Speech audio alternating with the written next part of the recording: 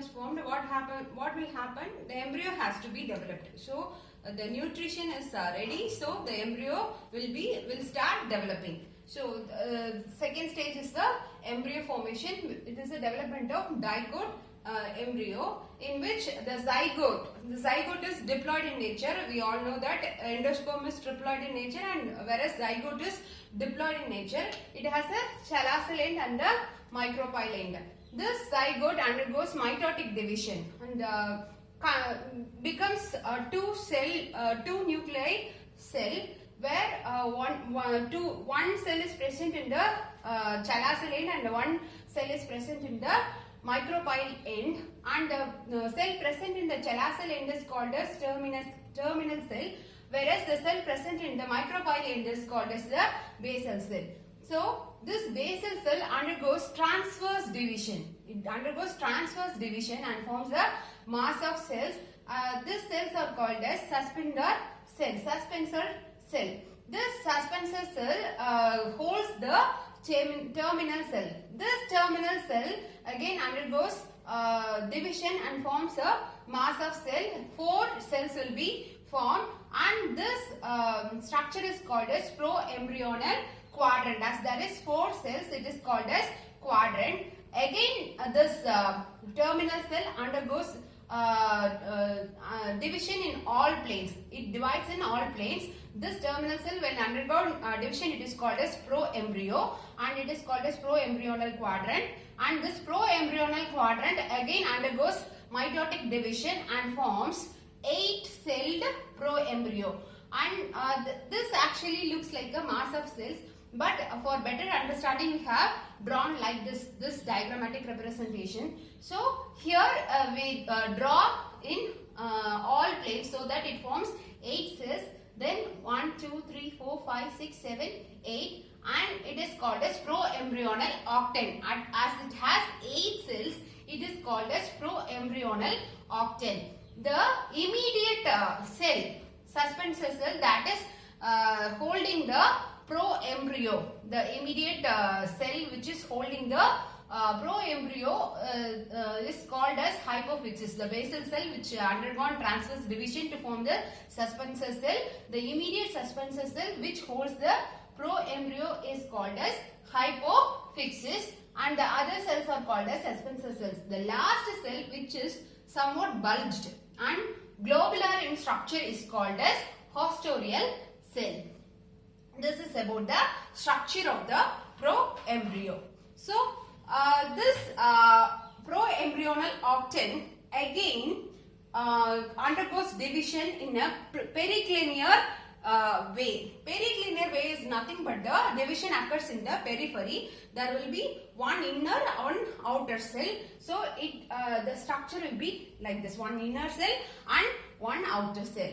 So this structure, from this structure we are going to learn how this embryo will develop into the plant. So the peripheral cell that is formed after the periclinear division of the proembryo will turn into dermatogen. We all know that derma means skin. So dermatogen will form the epidermis. Epidermis is the outer layer, and the half of the proembryo which is towards the chalacyl end. This is chalacyl end and this is micropyle end. So the half of the embryo towards the chalacyl end will develop into plumule and cartilaginous. Plumule, we all know that it is the shoot system. This is the primary structure of the shoot system. So the half of the proembryo will develop into the plumule. That is the first half, that is towards the chalacyl end, will form the plumule and cartilaginous. Whereas the second half, which is towards the micropyle end, will form the hypocotyl. The second half of the proembryo, that is towards the micropyle end, will form the hypocotyl. Coming to the hypophysis, which is the immediate suspensor cell which is attached to the proembryo, this also undergoes division. It undergoes linear division and forms 8 cells. So it forms 8 cells, and half of the cell, which is 4 cells of the hypophysis, which is towards the chalacyl end, will forms the root cortex. The lower end of the hypophysis, which is towards the micropyle, the forces that is present towards the lower end, towards the micropyle end, will forms the root cap or root tip. So, what is the function of the suspensor cell? That we will see. Here it is the apotrophous, anotrophous ovary, which is upside down ovary. That is a common feature of the angiosperm. Here the endosperm is already formed. First endosperm is formed, then only the embryo is formed. Already endosperm is formed. So this is a pro-embryo and this is a suspensor cell. This suspensor cell, when it undergoes division and elongates, it pushes the pro-embryo inside the endosperm. So this pro-embryo gets pushed inside the endosperm by the suspensor cell. So this pro-embryo will now be surrounded with the endosperm cell, which is the nutrition for embryo. So the suspensor push the pro-embryoni inside the endosperm so that the embryo is nourished with the required nutrition provided by the endosperm. So that is the function of the suspensor cell.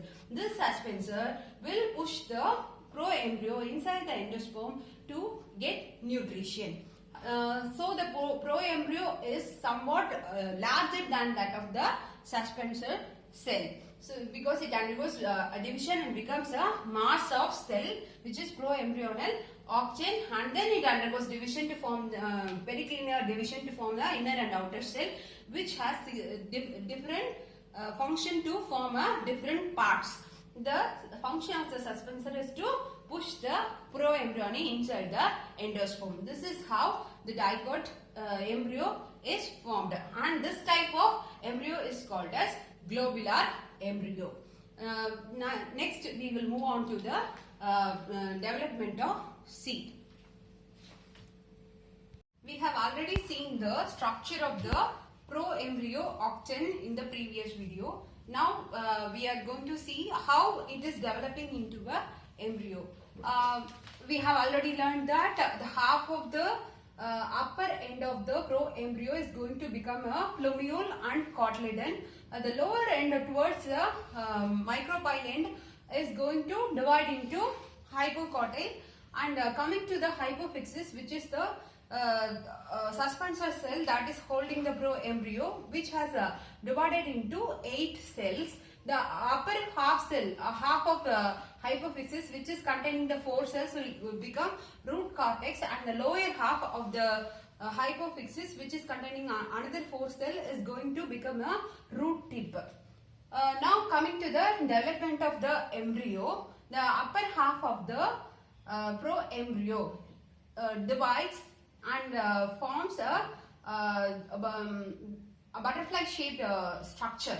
This is looking like a heart-like structure, right? And this is going to become the plumule, and the cotyledon extends upon division and bends downwards, and first one cotyledon bend downwards and the other cotyledon also follow and bend downwards, and they form a horseshoe shaped structure.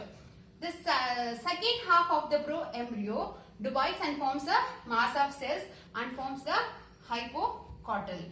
Coming to the hypophysis, this also divides and forms the mass of cells, and the upper half of the hypophysis containing 4 cells divides into mass of cells forming root cortex, and the lower half containing another 4 cells of the hypophysis divides and forms a mass of cells to form root tip. So the cortex and the root tip forms the radicle. So this hypophysis forms the radicle and pro-embryo forms the plumule. Coming to the structure of the embryo has a middle structure called as embryonal axis, in which all the other structures are added. So this whole structure is the embryonal axis, in which 2 cotyledons are attached. The middle part of the embryonal axis, where the 2 cotyledons are attached, is called as the cotyledonary node. This is the cotyledon, which is the reserve material for the seed. This middle part of the embryonal axis where the cotyledons is attached is called as the cotyledonary node. The upper part of the cotyledonary node is the epicotyl. If there is the epicotyl, the upper tip is towards the chalazal end is the plumule, and the lower tip towards the micropyle end is the radicle, and below the plumule and the between the cotyledonary node is the epicotyl. And same like that, between cotyledonary node and radicle is the hypocotyl. The first layer is epicotyl and the second layer is hypocotyl. So this structure is looking like a heart. So it is called a heart-shaped embryo, and both the cotyledon bend on the same side to form the horseshoe shape. Here, the cotyledon serves the reserve food for the embryo. This is the structure of the dicot embryo, where there is two cotyledons present. When you open a bean seed, which is a dicot seed, if you open the two cotyledons, the middle layer is the embryonal axis, and the embryonal axis has a middle layer which is called as cotyledonary node, where the cotyledons are attached, and the upper part of the embryonal axis towards the chalazal end is the plumule, and the lower part towards the micropyle end is called as the radicle, and the area between plumule and the cotyledonary node is the epicotyl, and the area between the cotyledonary node and the radicle is the hypocotyl. So thus from the zygote the embryo is formed. We will move on to the monocot embryo now. We were talking about the development of dicot embryo. Now we are going to learn about the development of monocot embryo. Here the zygote is diploid in nature and has the chalazal end and the micropyle end. Whereas in dicot it is divided into only two cells, that is the terminal cell and the basal cell. Whereas in monocot it divides into three cells, that is the terminal cell, basal cell and the middle cell. The terminal cell is the cell that is towards the chalazal end, the basal cell is the cells towards the micropyle end, and this middle cell is in the middle layer. This in dicot embryo we have seen that most of the embryonic development is from the terminal cell. But whereas in monocot it is completely different, and the radicle is developed from the basal cell in dicot embryo, whereas in monocot this basal doesn't play any role in the embryo development. Here the basal cell enlarges and stays still, whereas most of the embryo development comes from the middle cell. From the middle cell, plumule, radicle, epicotyl, hypocotyl, and even the suspensor will also arise from the middle cell, whereas the terminal cell only takes part in the formation of cotyledon. Here monocot has only one single cotyledon, and this cotyledon is also very thin in nature. It doesn't looks like the dicot cotyledon. It is very thin in nature, and here the plumule and radicle of the monocot embryo is even named differently. Let us see why it is named differently. This is the embryo structure of the monocot. The basal cell remains still and it is enlarged, and it remains still and doesn't take part in any embryo formation. Whereas the terminal cell forms the cotyledon, which is very thin in nature, and this thin cotyledon in monocot is called as scutellum. Here this tip is the radical part, and this is the plumule part, and this radical and plumule part is covered by a sheath. This radical covered by the sheath is called as coleorhiza, and the plumule which is covered by the sheath is called as coleoptile. So this makes the difference. Whereas in dicot embryo, the radical or plumule is not covered with a sheath. But in monocot, the radical and plumule is covered with the sheath, and they are called as coleorhiza and coleoptile respectively. So the cotyledon is also thin in nature, so it is called as scutellum. And this is the cotyledonary node. This layer is the cotyledonary node, and the upper part of the cotyledonary node is the epicotyl, and the lower part is the hypocotyl. So the embryo of a monocot looks like this. This is coleoptile end and this is coleorhizal end, and this is the scutellum, which is the thin cotyledon. Coming to a shape of a corn seed. This is a corn kernel.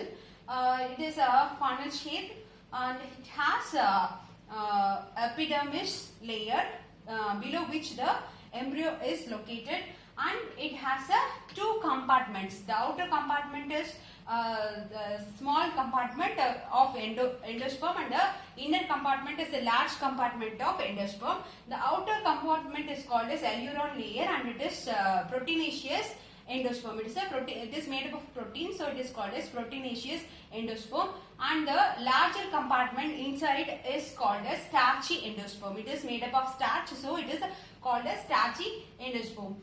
You will think that in a dicot embryo, the reserve food material is the cotyledon, whereas in monocot embryo, the cotyledon is very thin and it is called as scutellum, and this thin cotyledon cannot provide any food. This is not a reserve food material in monocot. So what is the purpose of the cotyledon here?